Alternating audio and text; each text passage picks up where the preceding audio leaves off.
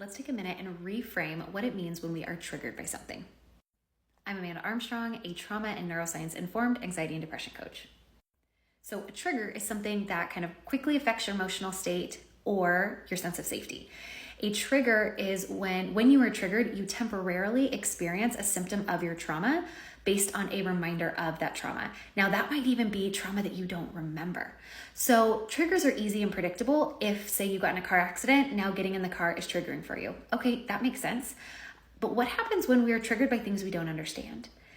This is where we have to remember what trauma is. Trauma is anything that happened too often, too fast, or too extreme for our nervous system to handle at the time.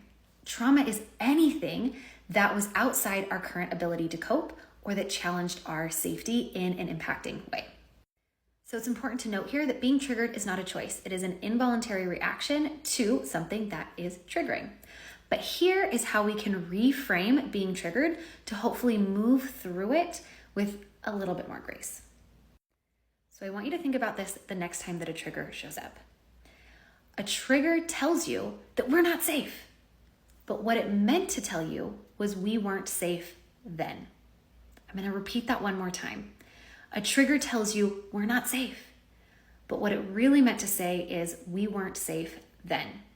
When you have that situation that reminds your system of that past traumatic experience, it is just filtering that through what it's already experienced. You might, in fact, be very safe in that present moment, even though you don't feel safe. So having this paradigm shift that when you're triggered, sometimes it might mean you're not actually safe, but most often what that trigger means is this reminds us of a time we weren't safe. So if we can take that deep breath, reconnect to our body in the present moment and assess, am I actually safe now? We can switch the mode of our nervous system to reconnect to a sense of safety and move us through that trigger a little bit more quickly. If you want to learn more about taking a neuroscience approach to anxiety or depression, like and follow here or click that little icon in my bio and join me over on Instagram as well.